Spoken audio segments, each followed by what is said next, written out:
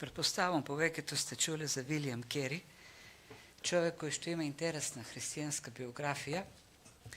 Како дете во неделното детско училиште бил најпроблематичниот, потоа станал кондураджија, додека Бог не го повикал да биде мисионер во Индија и отвара широки врати за евангелието таму.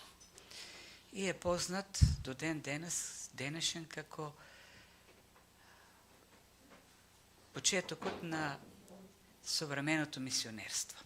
Познато со една негова проповед од крајот на 18 век, која е заглавена како "Копнејте за големи нешта од Бог и преземајте големи нешта за Бог". Звучи така идеалистички, но тој навистина живеел според тоа мото. И навистина, и тоа е темата и на овој текст што го разгледуваме, ние сме создадени за големи нешта. Ние сме создадени за плод, да пренесуваме изобилен плод за Божјото царство. Ние сме повикани, и тоа е суштината на нашиот живот со Христос, да бидеме плодни христијани. И тоа Христос овде како говори и ни кажува како се постига тоа. Единствениот начин е да живееме во Него, да бидеме во Него, да пребиваме во Него. Тој ни ветил во овој текст дека ќе бидеме плодни, ќе носиме плод, но не ние самите со нашите сили, туку преку Неговата сила. И целата поента всушност на овој текст е сумирана во стихот 5, каде што пишува: кој е или кој пребива во мене и јас во него, тој ќе даде многу плод, зашто без мене не можете да направите ништо. Томас Кемписки е еден од попознатите теолози во историјата на христијанството. Вклучувам и ќе вклучувам личности, значени личности, зашто сите ние имаме како христијани во целата историја, и ние денес и порано нашите претходници проблем, а тоа е дека мислиме со нас почнува се. И денешните христијани, посебно овде кај Македонија, в Бугарија гледам, мисле дека се почнува со YouTube проповедниците кои ги гледаат. Меѓутоа, христијанството, историјата на црквата, на Христовата црква е богата. Богата е со големи луѓе на верата. Тома Кемписки е познат со неговата книга "Имитацијата или имитирање на Христос", која се смета за така да кажеме, познатата, најдобрата, не знам како да преведам, devotional книга. Тој е представник на движењето Девотија модерна од крајот на средниот век, или во превод модерна побожност, ако може така да го преведеме. И во организацијата, тука е позната организација, Братството на заедничкиот живот или Браќите на заедничкиот живот. И сите понатаму реформатори, Калвин и Лутер, па и Еразмо, па и Хус, сите тие се повлијаени од тоа движење, теолошко движење, Девотија модерна. Тоа движење се јавува како отпор на схоластичката католичка теологија, која се темели на силогизам, на градење на доктрини, на учења, кои имаат за цел логички да го објаснат Бог и пред се Светата Троица, преку разумни, логички човечки шеми. И црковниот живот се гради на теологија. Овие луѓе кои се продолжение на средновековните номиналисти ги нарекуваат и мистици, всушност, бидејќи се спротивствуваат на тој обид на католичката црква преку разум логички да даде одговор на секој прашање кој е поврзано со Бог, па дури, нели, она, знаете анекдота, кога се собрале схоластиците да дебатираат тоа колку ангели можат да застанат на врвот на една игла. Сакајќи да покажат дека со човечкиот разум можат да дадат одговор на било кое прашање и да состават доктрина, шема за секоја област од божествениот живот. Номиналистите, мистиците, Девотија модерна се спротивставаат така што вели дека суштината на животот или познавањето на Бог доаѓа преку живење со Бог, преку искуство, кој ти треба да го имаш во животот со Христос. И Тома Кемписки во таа книга Имитирање на Христос се обреќа кон сколастиците и вели каква е користа ако ти со логиката го докажеш Светото Тројство, меѓутоа со непослушноста го навредиш истото Тројство. Сакајќи да кажеш дека животот всушност христијанот е да живее, да биде со Христос. И тоа движ кој и сите останати реформатори се дел од девотија модерна, пополнува една празнина во животот на христијанството, кога католичката црква запаѓа во еден ритуализам, во една сува теологија и црквата се испразнува од живот со Христос. Се појаваат тие мистици кои бараат живот, мистика, искуство со Бог. И тоа е една тенденција, една законитост во историјата на црквата ни сите векови. Кога црквата ќе западне во теологизирање, во систематски теологии, во обиди да докажува и да спори со другите христијани, се појавува тој вакуум на живот со Бог го пополнуваат мистици. Такви се, например, во времето на првите векови, кога црквата на собори се обидува да гради доктрини и спорат школите Александрија со Антиохија, па двете со Рим и така натаму, се појават монтанистите, кои бараат живот со Бог, мистика. Понатаму, па кога се случува реформацијата и германските цркви почнуваат да се занимаваат со деизам и дали е прав Декарт или Кант или некој друг, се појаваат пиетистите и во дворот на грофот Цинцендорф има едно пробудување, од каде што потоа моравските браќи го носат евангелијата надале, кој на исток и на запад. Ние денес гледаме со презир малку кон современото мистичко движење во лицето на харизматиците, меѓутоа и овие биле во некој начин харизматици. Бидејќи се појавува современата мистика во време кога реформираната црква, после 400 години кавги внатрешни, во обиди, исто како сколастиците во средниот век, се да формулират во доктрини, го губат животот со Бог. Црквите стануваат номинални, традиционални. До таму се стига во тие шеми што се гради учени дека црнците се животни и они не заслужуваат да одат на црква.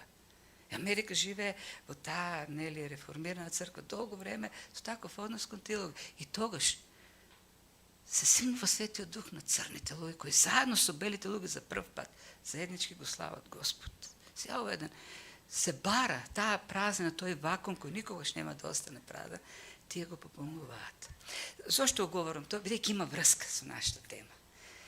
Се навраќам на Томас Кемписки, зашто е значаен, зашто тој прави една голема студија токму на таа тема, животот со Христос. Пишувајќи во време во кое што црквата го загубила животот со Христос. Стремејќи се кон докажување преку формули теолошки на вистини за Бог. И црквата постојано живе со таа опасност да западне во теоретизирање, губејќи ја врската со Христос. И во книгата Имитирање на Христос, Томас Кемписки вели дека суштината на христијанскиот живот е да го живее Христовиот живот. Да оди по чекорите на Христос. И тоа е оно што их го кажува дека Христос на учениците. Да живееме во Него. Да живееме во Него значи да имаме општење со Него, живот со Него. Ние како гранки на лозата Христос смукаме од таа лоза, живот. Смукаме од Христовиот живот. Христовиот живот се вселува во нас. Поизобилно и поизобилно. И резултатот, последицата, нормална, природната последица е имитирање на Христос. И тоа не е и имитирање, туку тоа е живеење. Кога Христовиот живот се вселува во нас, тој станува наш живот. Го живееме. Го живееме моделот што Христос ни го даде. Природни негови имитатори. И Христос овде многу силно потенцира тоа единство што треба да го имаме со Него. Единство со Христос, ние во Него, тој во нас, кој на крајот на краишта се реализира во живење заедно. Живот во Христос. И за таа цел користи метафора за лозата и гранките. Вели, јас сум лозата. Или вистинската лоза. Додава еден збор многу важен, вистинската, алетинос, вистинска. Зашто сака да разграничи од лажната. Тоа е последното од 7-те јас. 5-те јасум бе во првите 11 глави, каде што Христос говори на толпи и се представува како Месијата. Тоа е Месијата кој доаѓа да ги спаси луѓето. Јасум првото беше лебот на животот, откако нахрани огромна толпа и тие сакаат да го направат цар, зашто си помисля, еве, како што Мојсей дојде и ни вети дека ќе дојде после него некој, ки храни со мана од небото, им рече, не, јас сум друг леп од небото. Јас сум тој кој, ако јадате од мене, нема да умрете никогаш. И тогаш го избрка. Си отидува всушност. Во второто јас сум Христос се откри како светлината на светот, оној кој што доаѓа во темнината да го покаже патот на спасението. Во 10-та глава, во беседата за пастирот, рече, јас сум добриот пастир кој што дојде да даде живот, да ги спаси овците. И јас сум вратата, додаде, преку кој што се влегува во тој нов живот. Последното од тој дел јас сум беше воскресението. Јас сум оној кој што дава живот, вечен живот. 6-тото го видовме од 14-та глава, кога каже на учениците, јас сум патот. Јас сум патот за да стигнете до Отецот и ова е последното. Јас сум вистинската лоза. И ова е кулминационото јас сум. Ако првите 6 беа некако како начин да се стигне до Бог, до спасение, ова веќе животот со Бог. И ова е ја покажува врската, таа блиска врска, што треба христијанинот да го има со Христос. Всушност, ова последното јас се покажува суштината веќе на оние кои што се во Христос, оние што дошле преку вера и се спаселе. Нивниот живот е да живеат во Христос, да бидат во Христос.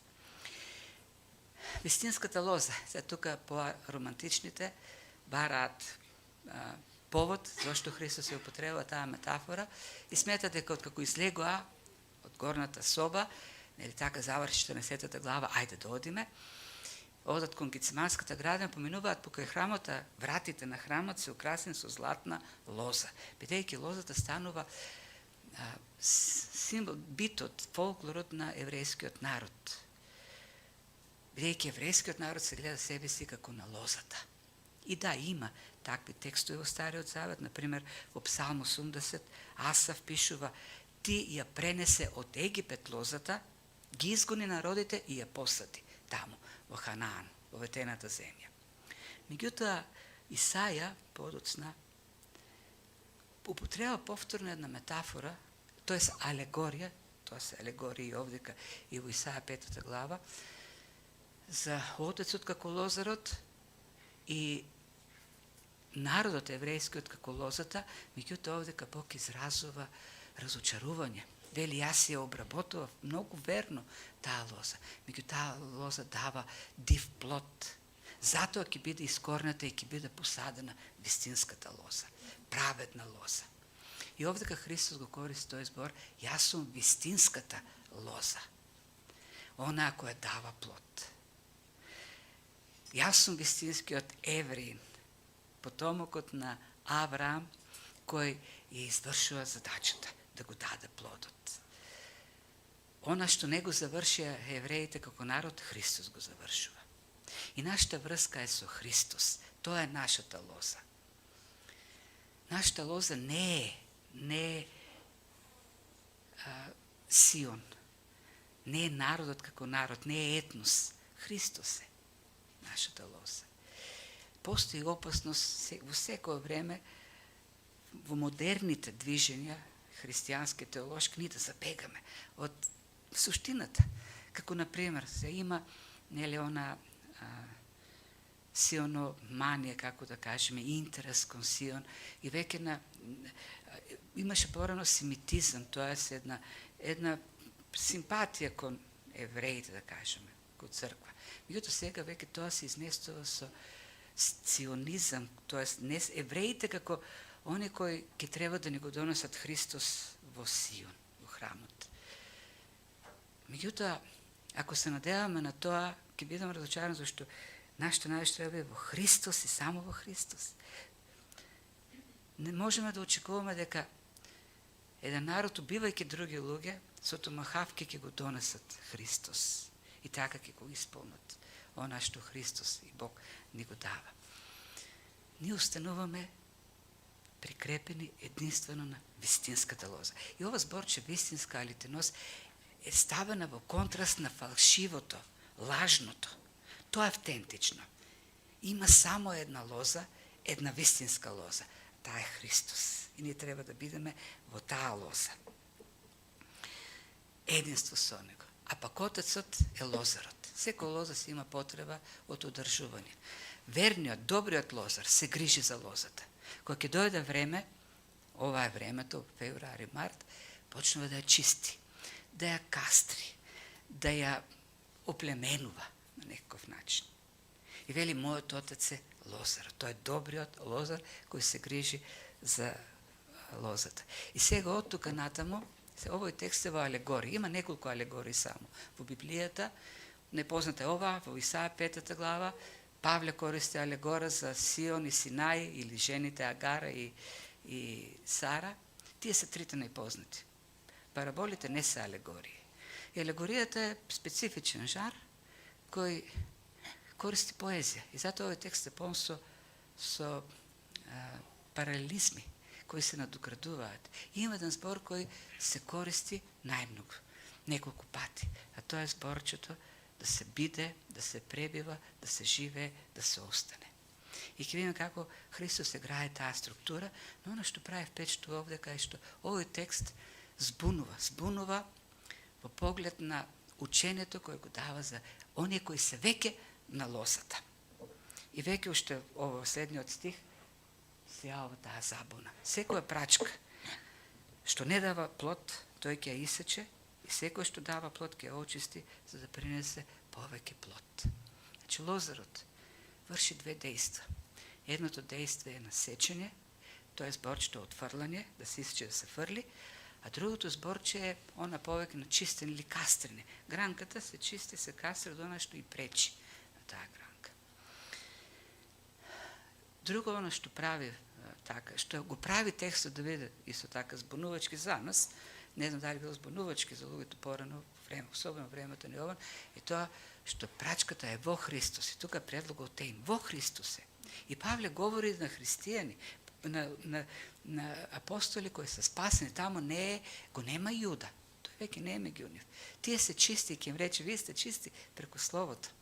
Во третиот стих. Која е забуната? Забуната во тоа што ние веруваме дека ако некој во Христос, тој не може да биде отворен. И Христос претходно вети во 10 стих, па во 6 стих дека нема да загуби, нема да ги отврли и така нато. Но овдека во овој текст е полн со условни предлози ако вие правите нешто, тогаш и Бог ќе го прави тоа. И на неколку пати во поглед на плодот што треба да го дадеме, во поглед на љубовта, во поглед на радоста, во сите тие односи има еден предлог ако. И овдека е. Ќе стигнеме тоа. Ако прво, нели секоја прачка, тоа нели, која не дава плод ќе биде отсечена. Таа прачката е на Христос.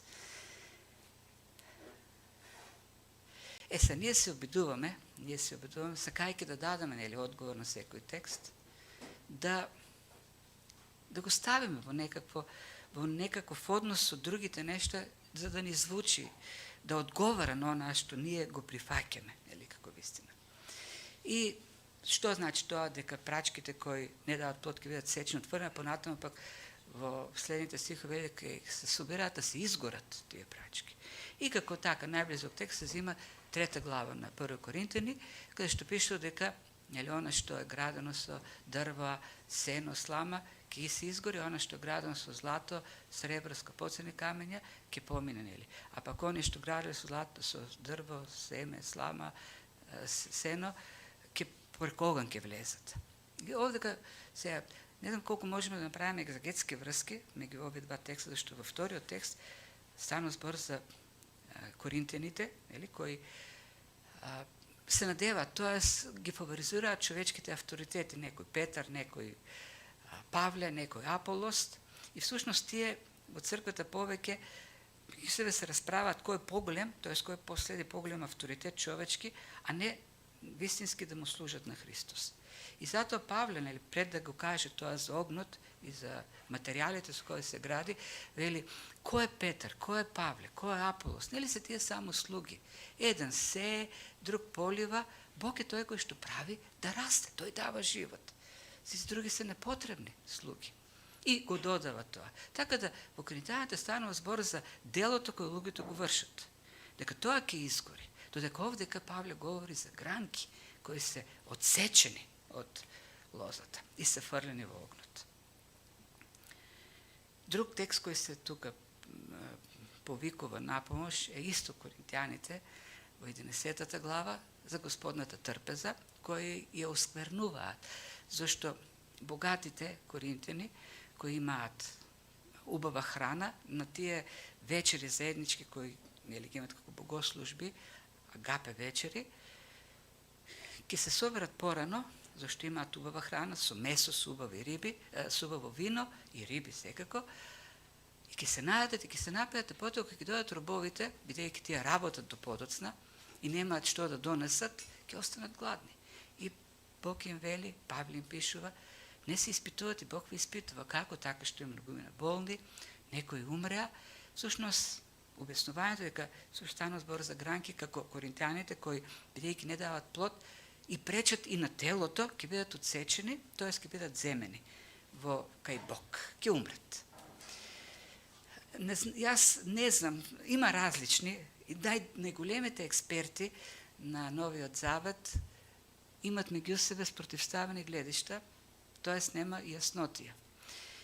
Има такви текстови во Библијата, кои се нејасни, ово е еден таков, и Бог не ги дава тие нејасни текстови за да ни го привлече вниманието.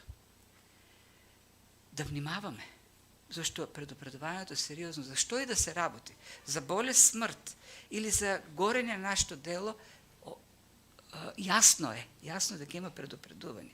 И оно што треба да го привлече нашето внимание е предупредувањето. Сериозна е работата. Вие треба да бидете гранки што давате плод. И на тоа треба да се фокусираме. Зашто ние го губиме ја губиме енергијата за докажување што значи тоа, а суштината ја пропуштаме. Има тука една главна заповед, и понатамо таа главна заповед се изведе неколку други кои се условни. И не товарат со должност, не товарат со одговорност, да бидеме тие кои ќе се трудиме со сета сила, да бидеме на гранката и да даваме плод, да осигураме присуство на Христос во нашиот живот. Знам дека тоа не се совпаѓа со прифатени шеми. Ве молам, немојте да ме наречете арменијанин. Текстот вели, внимавајте. Ако не давате плод, ќе бидете одсечени. И ќе бидете фрлени собрани и фрлени во огнот. Бог ни дава нејасноти на многу места и тие нејасноти уште повеќе треба да го зголемат нашето внимание и предпазливост. Како што, например, во четвртоците Битие го проучуваме првите глави. Првата нејаснота е што Бог ја даде на човекот беше дрвото за познавање на доброто и зло. И само рече, не јадете зашто ќе умрете сигурно. И не им каже зошто. Што е толку страшно во тоа дрво? Ништо не им објасни. Не им созда една шема, доктрина. Едноставно тие требаше со вера да ја прифатат таа заповед и да живеат според неа. Но дојде искушувачот и ги искуши. Па вие не знаете каков е тој Бог кога не ви дава јаснотија. Каков е тој Бог кој конфузија создава во вас. Да, Бог создава во некој области конфузија, зашто сака да бидеме внимателни во тие области.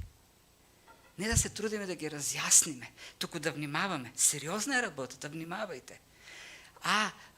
Не останете ли на лозата, загубени сте, се сушите и ќе видите фрлени во огнот.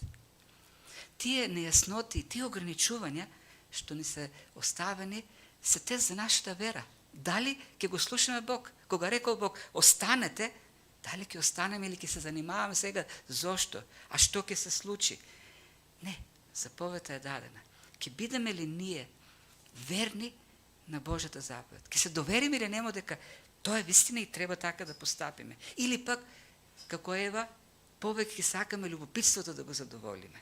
Па макар по цената и да умреме.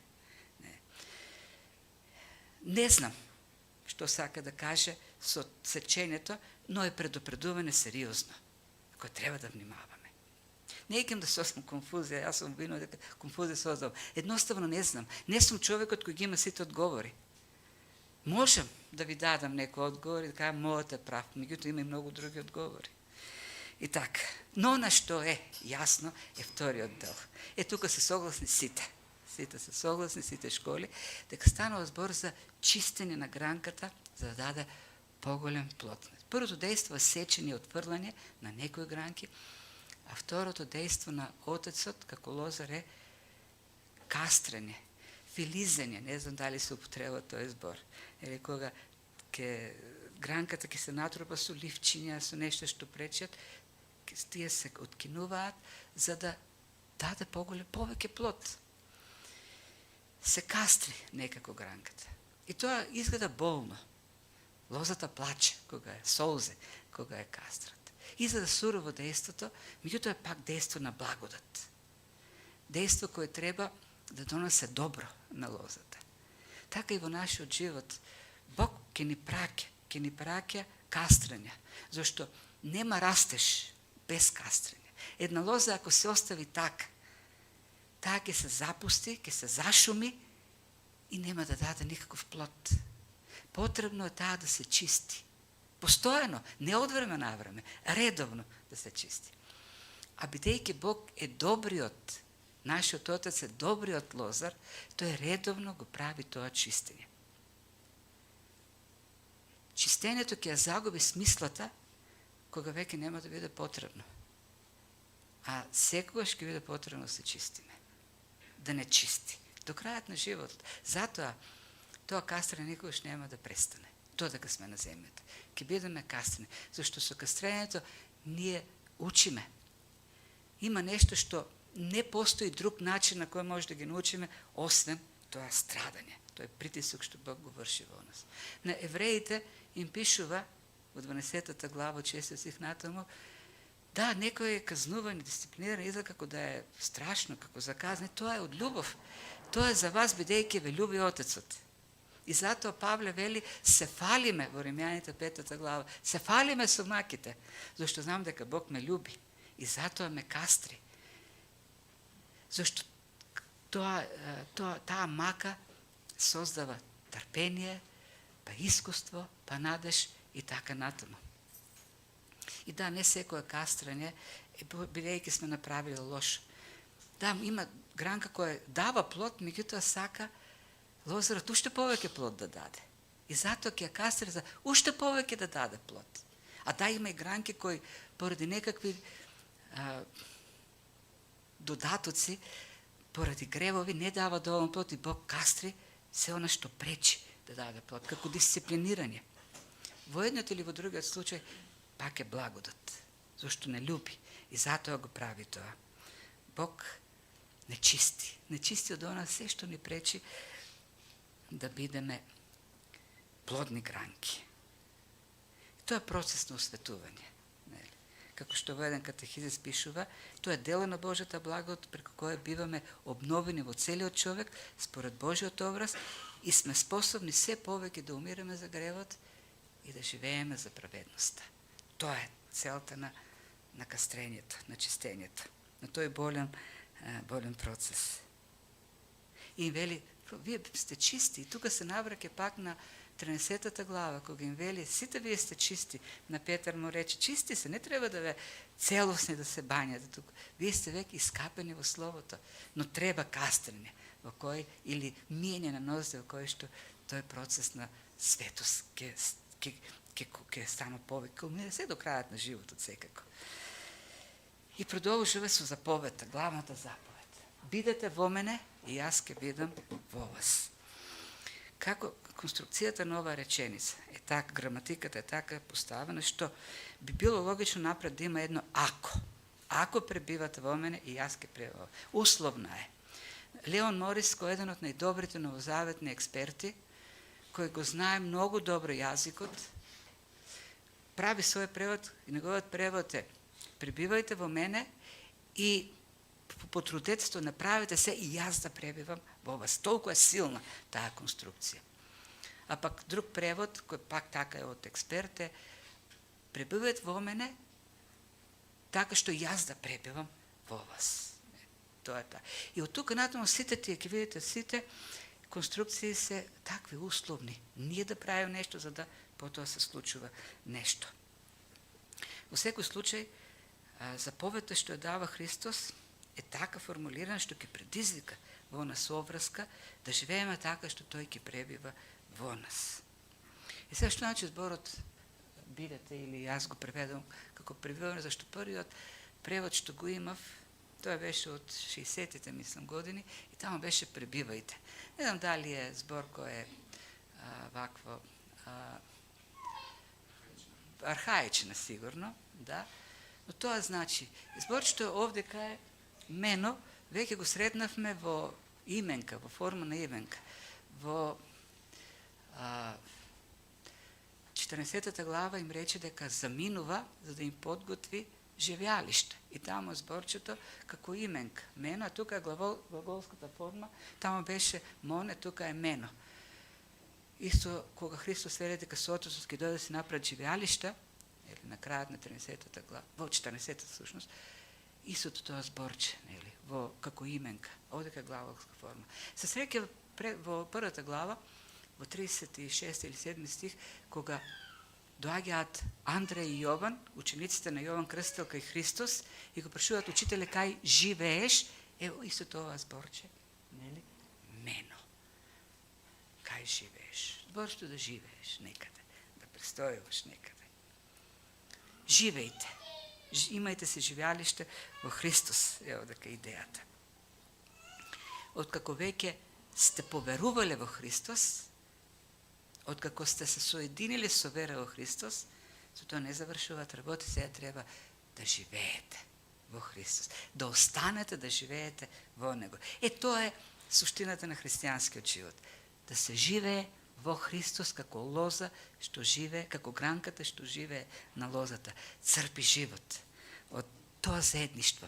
Ако верата треба да не соедини со Христос, понатаму соединувањето треба да не води кон живот, заедништво со Христос. И затоа е многу важно, суштинско. За да останеме во вечниот живот, треба да останеме во Христос. И тоа е вечен живот, сушност. Овдека прави асоциација на оно што малку покасно ќе го рече во 17-та глава. Животот вечен е тоа, да те познаваат тебе, единствениот вистински Бог и испратениот од тебе Исус Христос. Да те познаат. А зборот познаат, или геноско, не значи знаење, информации, туку значи општење. Општење во кое што го запознаваш другиот повеќе и повеќе. Зашто ние еден со друг се запознаваме преку општењето, во заедништвото. Се искусуваме заедно. И тоа е она што Христос го кажува. Вечниот живот е да живееш со Христос во кој што го познаваш повеќе и повеќе. А тоа познавање не преобразува, не променува според неговиот карактер. Ние имаме способност, колку што повеќе се зближуваме со некого и се запознаваме, толку повеќе да се влијаеме едни на други. Затоа во текот на бракот мажот и жената почнуваат да се наликуваат, еден со друг се преобразуваат. Затоа децата наликуваат на родителите, зашто, например, некако се земе штипјанка за жена, почнува штипски да збори. Да.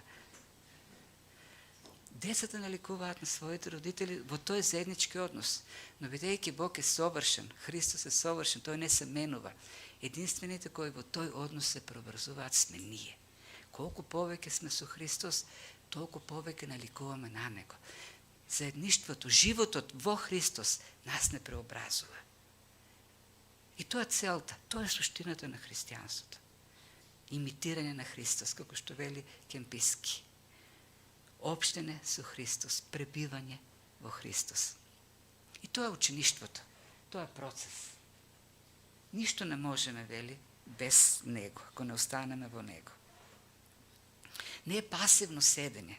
И сега доаѓа другата, тоа се пак кажем паралелизми. Ако во претходниот стих во четвртот рече бидете во мене, јас во вас, сега во седмиот стих користи иста идејата, меѓутоа користи синонимни зборчиња.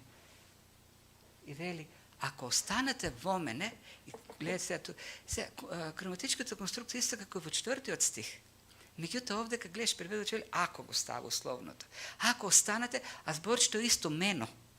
Ако останете во мене и зборовите мои во вас ќе останат. Така треба да се преведе. Ако останете во мене и моите зборови ќе останат во вас. И сега, што е замената овдека? Христос е заменат со Словото. Ако останеме во Него, ние остануваме всушност во Христос, Христос останува во нас. Самиот Христос себе се заменува со Словото, зашто Христос и Словото се едно. И тука всушност тоа е тој градивен паралелизам. Што значи ние да останеме во Христос? Да останеме во Словото. Тоа да пребиваме, да живееме во Словото на Христос. Зашто Словото е издишано од Бог, вдахновено е. Христос се вселува во нас преку Неговото Слово, кој со единото со вера, преку Светиот Дух станува живо. Христос уживува во нас. Неговиот живот се вселува преку Словото. Заедништвото со Христос се обезбедува преку посветеност на Словото. Ако го любиме Христос, ние ќе го любиме Неговото Слово. Ако сакаме општење со Христос, ќе сакаме општење со Неговиот збор. Да го проучуваме, да го запознаваме се повеќе. Колку повеќе го познаваме Словото на Бог, толку повеќе го познаваме Бог. И колку повеќе го познаваме Бог, толку повеќе ќе му се восхитуваме. И ќе имаме вистинска молитва. И тука е контекстот молитвата. Ако останете во Словото, ако останете во мене, Словото и јас ќе останам во вас. И тогаш молитвата ќе ви биде успешна. Што и да барате, ќе добиете. Што значи што и да бараме, ќе добиеме? Јас барам Мерцедес А клас од 200.000 евра. Така некој велат. И ќе добијам. Бог ми ветил. Најубавата куќа во Скопје. Бог ми ветил. Не. Гледа, контекстот е многу јасен. Ако ти си во Христос, во Неговото Слово, и растеш во познавањето преку општењето со Христос, во тоа Слово, и растеш во познавањето на Бог, ти ќе растеш и во барањата за Бог. Што да ба? Ќе бараш големи нешта. Навистина големи нешта. Најголемите нешта ќе ги бараш. А најголемите нешта се да биде прославен Отецот. А како ќе биде прославен Отецот? Да принесувате плод. Тоа сака Отецот. Која е целта на пребивањето во Словото и во Христос? Да има еден плоден живот, кој ќе го бараме во молитвата. Да, во молитвата ние треба да бараме и за нас здравје, и успех, и материјални работи, зашто од него доаѓаат. Меѓутоа, човекот соединет со Христос го бара најголемото, а тоа е да се прослави Отец, да биде плоден, да копне како што вели Вилијам Кери за големи нешта и да се стреми самиот за големи нешта. А големите нешта се плодот, што се раѓа во нас. Изобилен плод. Големите нешта се Христовиот живот. Неуспешните христијани се оние кои што најмногу пораснале во познавањето и станале како Христос. Тоа е. А кога ќе станат како Христос, тогаш имат плод околу светот, околу нас. Плодот на Светиот Дух. Плодот на Духот е карактерот на Христос. Се оно што е изброено во Галатјаните, 5 глава, 22 стих е карактерот на Христос. Тоа е плодот. Има многу работи овде, кога треба да скратам некои нешта. Плодот е Христоликос. љубов, радост, мир, трпение, добрина, благост, верност, кротост, самоконтрола. И сите тие работи, знаете ли кај се изјавуваат, кај се демонстрираат? Во односите со луѓето, во животот со луѓето, во црквата, во светот. Луѓето ги не познаат дека сме негови ученици кои имаме љубов меѓу себе. И понатаму следи таа тема. Се навраќа пак, кога говори за плодот, ќе продолжи со љубовта. И понатаму следниот текст, кој ќе го видиме следниот пат, говори веќе за таа нова заповед што им е даде веќе во 13 пак ќе ја повтори. Љубете се еден со друг, како што јас се возлюбив. Во ова 15 глава, главната тема е лозата и гранките, плодот. Но на тоа се надоврзува сосема природно и љубовта. И ја започнува таа тема во следниот стих, кога вели како што ме возлюби, кај да беше сега? Како што ме возлюби Отецот, јас се возлюбив вас. Останете во мојата љубов. И тука пак зборчето е останете. Истото зборче мено. Ако ги запазите моите заповеди, ќе останете. И пак е зборчето мено. Како што јас ги запазив заповедите и мено пак останувам во љубовта негова.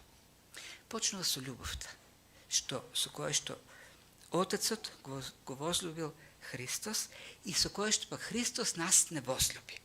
И видите, во тоа тема за плодот, за суштината на христијанскиот живот, сосема природно ја надврзува љубовта. Зашто станува збор за кастрење, станува збор за отсекување. И во сето тоа доминира љубовта, совршената љубов. Вели Христос, јас се возлюбив со истата тонаа љубов со која што Отецот мене возлюби. А таа совршена љубов. Со таа совршена љубов јас се возлюбив. И ако има кастрење, ако има мака, тоа е љубовта со која што јас ве возлюбив. И сега, што е важно? Важно е вие да останете во таа љубов. Но треба да правите нешто за да остане. Како што јас направив нешто. Јас за да останам во љубовта на Отецот, ги послушав неговите заповеди. И бидејќи јас сум ве возлюбил вас, вие треба сега да останете во таа љубов. Како? Така што и вие ќе ги извршувате моите заповеди. И во тој сега паралелизам градивен стигнуваме до тоа што значи да се пребива во Христос, тоа е во Словото. Послушност. Некој не може да пребива во Словото на Христос без да биде послушен на тоа Слово. Напразно е познавањето на сите школи, доктрини, ако ја нема таа послушност кон Христос, неговите заповеди. А заповедта што тој ме даде, имајте љубов еден со друг. Како што јас се возлюбив така, љубете се. Зашто нема поголем мотиватор за извршување на заповеди, за послушност од љубовта. Тоа е најсилниот мотиватор. Човек од љубов е спремен на се. И не е товар извршувањето на Христовите заповеди, зашто во суштината стои љубовта. Минатиот пат го спомнав Павле, кога вели на Коринтијаните, знаејќи дека Христос еден умре за нас, тоа не тера, не гони буквално, не притиска и ние да го дадеме животот, да живееме, да се дадеме себе си за Христос, да се жртвуваме за Него и се што имаме. И тоа на крајот прави неговата радост да пребива или да живее во нас. Зошто ви го реков ова? Зошто целиот овој текст од 11 стиха? Кој да биде на крајот резултатот на сето тоа? Радост. Ова ви го реков за да остане, или пак зборчето мено, за да живее. Вашата радост, радоста моја во вас и таа да биде комплетна, вели, плерома, целосна, да не недостига ништо од таа радост. Ако пребиваме во Христос, ако пребиваме во Словото, ако сме послушни на Словото, бидејќи љубовта негова пребива во нас, тогаш резултатот е радост. Знаете што значи тоа? Тоа веќе исполнување на крајната цел на христијанскиот живот. Неговата радост, која е полна, да биде во нас. А и тоа плод на Светиот Дух. Се доаѓа од љубовта. Љубовта не води кон мир. исполнува со радост. Љубовта не тера да трпиме. Има еден плод, тоа е љубовта, во која сите тие се компоненти, објаснети понатаму. Знаете ли која е целта на нашиот христијански живот, чишто суштина е живот со Христос? Радост или блаженство. Исполнетост, задоволеност. Задоволеноста се постига во животот со Христос. Светот мисли дека човек ќе е задоволен, ќе е исполнет, ќе е радосен, ако другите ги покори на послушност кон него. Ако ги натера да го слушаат, да го сакаат, да го почитуваат. Блаженството, вели Христос, доаѓа од послушноста кон неговите заповеди, од живењето на неговиот живот. А каков беше неговиот живот? Каква беше неговата љубов? И тој дојде да се даде за луѓето, за грешниот, за непријателот, за противникот. Првиот псалм е добра илустрација на тоа. Двата пата. Патот на безбожниците, на подигрувачите, на грешниците и патот на оној што го љуби Божиот закон. Толку му омилел што ден и ноќе размислува на него. И вели, кој е блажениот? Кој е крајот на безбожниците кои сметаат дека ќе бидат блажени со тоа што ќе вршат гревови и ќе ги потискуваат другите? Вика, ќе завршат како плева. Знаете што е плева? Плевата се растура, се пали. Плевата не служи за ништо. Не може никако храна да се користи за животните. Една плева, ако ја посадиш во земјата, нема да даде плод, мртва е. Нема живот. Како може да има радост и задоволство кога нема живот? А оние што се насладуваат на Божиот закон, тие се како дрво посадени покрај вода и дава плод кога ќе дојде времето. Неговите лисја постојано се зелени. Има живот.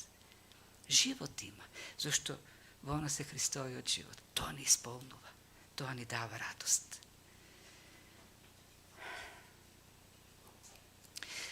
Ние сме постојано под опасност да ги прифаќаме светските стандарди за радост, светските стандарди на живење. Јас се размислував за Павле. Павле беше многу ревносен верник, но беше под јудаизмот. Таа јудаизм како учење, не зборам за Стариот Завет, јудаизм кој што фарисеите, книжниците го беа создале како теологија, како учење за Бог. Савле беше ученик на јудаизмот и како таков уби христијани. Неговата цел беше да убива, да затвара, да гони. Кога Савле стана Павле, кога го запозна Христос, тој човек си го даде животот. За безбожниците, за паганите, отиде. Тој сметаше, додека беше јудеист, дека еден паганин не смее воопшто да стигне до Бог. И ги мразеше паганите. И ги убиваше сите оние кои што стануваат христијани. Кога стана христијани, заживеа со Христос, се соедини со Христос. Како лоза, како гранка на лозата, отиде да си го даде животот за безбожниците, тие да го познаат Бог. Тоа е разликата меѓу теологија која нема живот со Бог и животот со Бог. И тоа е живот, тоа е христијанството, тоа е суштината на христијанството. Христовиот живот во нас ќе не доведе да служиме, да бидеме послушни. Што значи да бидеме послушни на Словото? Да ги извршуваме неговите заповеди кои пак се во однос на луѓето околу нас. Така ние ја задоволуваме Божјата волја, жртвувајќи се. Тоа не се постига со сува теологија, туку живејќи во Словото со Бог. Живејќи во општина со Бог, во молитва и Светиот Дух.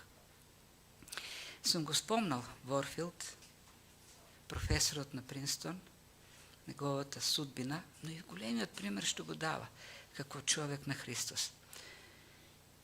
се оженил со, мислам, Ана се викаше неговата сопруга, отишле во Европа, мислам во Париз, на меден месец и таму доживува несреќа неговата сопруга. Останува неподвижна. 40 на години тој човек си ја гледа својата сопруга. Ги ограничува патувањата. Неговиот живот се сведува на предавање во Оксфорд и праќање дома, секој ден. 40 години повеќе е верен на својата сопруга. Се починува во својата служба на грижата за својата сопруга. И тоа е пример, истински пример за христијанство. Сигурно неговото дело професорско ќе било многу поголемо, иако е многу големо, уште поголемо. Но тој жртвува, многу жртвува за својата сопруга. Тоа е да сме гранки на лозата. Тој дојде да имаме живот, живот во изобилство. Тоа е живот во изобилство, радост, полна радост, совршена радоста во нас. Затоа прашањето за нас е какви гранки сме на лозата. Дали сме гранки што даваат, дали се гранки кои се откинуваат па се враќаат. Не знам дали е можно тоа. Не ги знам сите теолошки шеми, не ме интересираат. Има предупредување. Ако не останеш, ќе бидеш отврлен, исушен и искорен. Сериозно е предупредувањето. Ако не даваш плод, ќе бидеш исечен и отврлен. Што е да значи тоа? Сериозно е предупредувањето. Заповета е да останеме таму, да пребиваме, да живееме со Словото, со Христос, како гранки кои ќе црпат живот, ќе црпат љубов, ќе црпат радост. Заради нашата покорност на Христос. Нема друг начин. Нема друг начин на кој да се живее христијанскиот живот. Тоа е суштината. Живот во Христос, пребивање во Христос. Да се остане во Христос. А тој ни ветил. Тој ни ветил изобилен плод. Да, треба време. Псалмистот вели на време, на своето време. Велат лозарите дека од кога ќе се засади една лоза, 3 години треба кастрење, негување додека да го даде првиот плод. За христијаните може би повеќе, не знам. Треба време, но ветувањето е, ако сме на лозата, плодот ќе дојде. И колку повеќе се стремиме кон тој плод, тој ќе станува поизобилен и побогат. И ќе не дава Господ копнеш, вистински, за уште поголеми работи за Бог. Ајде да се молиме. Господи, нас не зачудува величието на Твојата радост. Зашто Ти ни велиш дека Твојата радост сме ние, оние што Ти си ги спасил. И оно што не зачудува уште повеќе, како можеш Ти да се радуваш на грешници како нас. Но тоа е Твојата добрина и Твојата благодат. И поради таа Твоја добрина и љубов Ти ќе не држиш цврсто. Секој од нас и безбедно ќе не пренесуваш низ бурите на овој живот во Твоето присуство за секогаш. Ти благодариме, Татко, за тоа. И те молиме, небесен Татко, Ти да ни даваш се поголема желба, да се држиме цврсто до Тебе, да пребиваме во Христос и да даваме изобилен плод. Во името на Христос се молиме за тоа. Амин.